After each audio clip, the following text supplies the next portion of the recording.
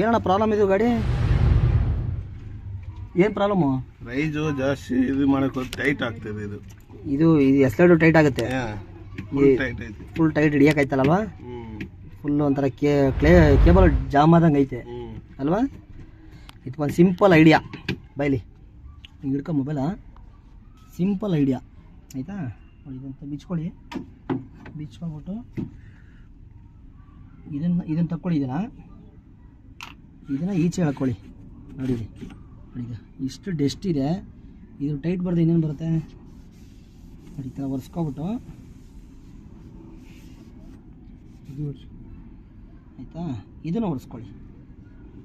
ಅದು ಟೈಟ್ ಇರೋದು ಬಂದ್ಬಿಟ್ಟು ನೀರು ಬಿದ್ದಿರುತ್ತಲ್ವಾ, ಇಲ್ಲೆಲ್ಲ ಹಿಡ್ದಂಗಾಗಿ ಇದು ಟೈಟ್ ಬರುತ್ತೆ ಆಯಿತಾ?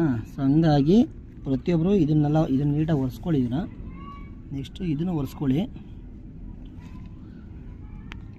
ಇದು ಒರೆಸ್ಕೊಬಿಟ್ಟು ಈ ಕಡೆನೂ ಒರೆಸ್ಕೊಳ್ಳಿ. ಈ ಕಡೆ ಸಿಮ್ ಇರ್ತಾವೆ ತೆಗೆದುಬಿಟ್ಟು ಇದನ್ನು ಒರೆಸ್ಕೊಳ್ಳಿ.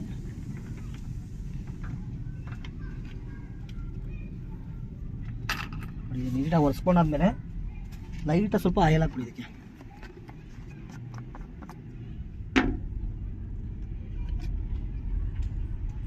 ಈ ಥರ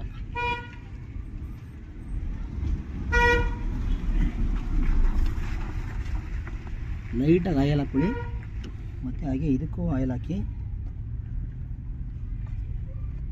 ಮುಂದೆನೂ ಆಯಿಲ್ ಹಾಕಿ. ಸ್ವಲ್ಪ ಜಾಸ್ತಿ ಬೇಡ ಮತ್ತು ಆಯಿಲು. ಇದನ್ನು ಮತ್ತೆ ಹಿಂಗೆ ಹಾಕ್ಕೊಡಿ. ಇದನ್ನು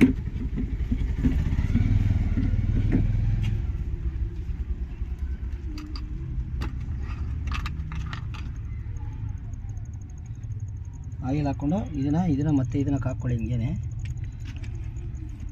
ಸೇಮ್ ಹೆಂಗೆ ಬಿಚ್ಚಿರ್ತೀರಿ ಹಂಗೆ ಹಾಕ್ಕೊಳ್ಳಿ. ಅದನ್ನು ಈ ಥರ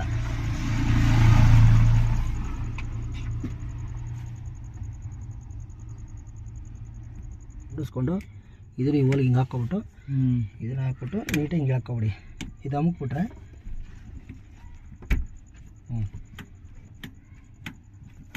ಇವಾಗ ಹಿಂಗಿದೆ ನೋಡಿ. ಈಗ ಫ್ರೀ ಐತೆ, ನೋಡಿ ಚೆಕ್ ಮಾಡಿ.